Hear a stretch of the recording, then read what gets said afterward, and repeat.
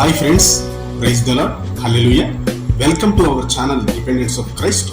ఈ విధంగా మరొక క్లుప్త వీడియో వర్తమానంతో మీ ముందుకు రావడానికి మన ప్రభువైన యేసుక్రీస్తు నాకు అనుగ్రహించిన ఈ అవకాశమును బట్టి నేను ఆయననే స్తుతిస్తున్నాను. ఈరోజు మన ప్రభు ప్రేరేపణను బట్టి ధ్యానించడానికి ఎన్నుకున్నటువంటి వాక్య భాగం దినవృత్తాంతములు 2వ గ్రంథము 25వ అధ్యాయము 2వ వచనం. అతడు యెహోవా దృష్టికి యథార్థముగా ప్రవర్తించెను గాని పూర్ణ హృదయముతో ఆయనను అనుసరింపలేదు. ప్రియ దేవుని బిడ్లారా, మన ప్రభువైన యేసుక్రీస్తు యొక్క విశ్వాసులుగా కొనసాగుతున్నప్పుడు అనేకమైన పోరాటములు, శోధనలు, సవాలులు ఎదురవుతూ ఉంటాయి.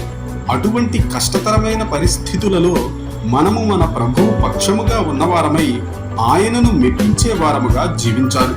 అంతేగాని దేవునిని నమ్ముచున్నాను గాని ఏ చిన్న సమస్య వచ్చినా దారి తప్పిపోతాను, ఏ చిన్న ఇబ్బంది వచ్చినా లోకం వైపు చూస్తాను, ఏ చిన్న శోధన వచ్చినా పడిపోతాను అనే విధంగా మనము జీవించకూడదు.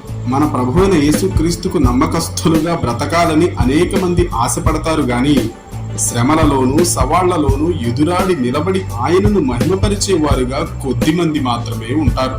మనం చదువుకున్నటువంటి వాక్య భాగాన్ని గమనిస్తే రాజైన అమజ్య యెహోవా దృష్టికి యథార్థముగా ప్రవర్తించాడు గాని అన్ని పరిస్థితులలోనూ దేవుని ఎడల యథార్థతను సంపూర్ణముగా కనుపరచకుండా పూర్ణ హృదయముతో ఆయనను అనుసరింపని వాడుగా మనకు కనిపిస్తున్నాడు. గమనించండి ప్రియ విశ్వాసులారా, దేవుని దృష్టికి ఏదో కొంతకాలం యథార్థంగా బ్రతికితే చాలు అని అనుకుంటే అది మన పొరపాటే. మన జీవితకాలమంతా మన ప్రభువైన యేసుక్రీస్తుకు నమ్మకస్తులముగా జీవించాలి.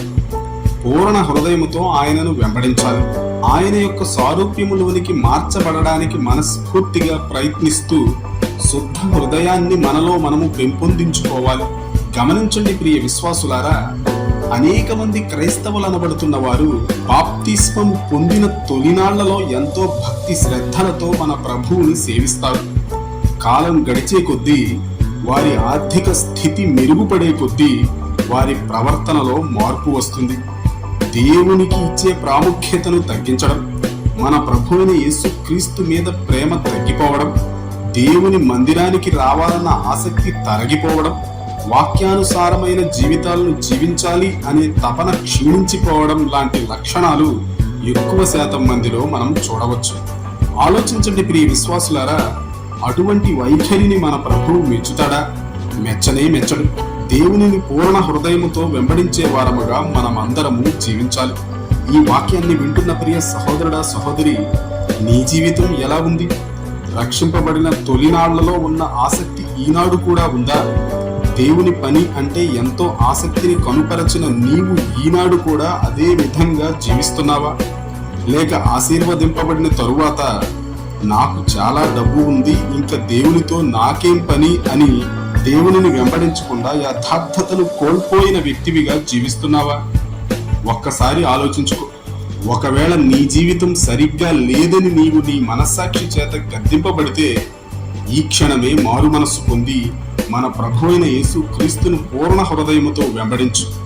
ఆయన ఇచ్చేటువంటి శ్రేష్టమైన సమాధానాన్ని, సంతోషాన్ని పొందుకొని ఆశీర్వాదకరమైన, దీవెనకరమైన జీవితాన్ని జీవించు. ఆ విధంగా జీవించడానికి మన ప్రభువైన యేసుక్రీస్తు ఈ వీడియోను చూస్తున్న వారందరికీ సహాయము చేయునుగాక. ఆమేన్.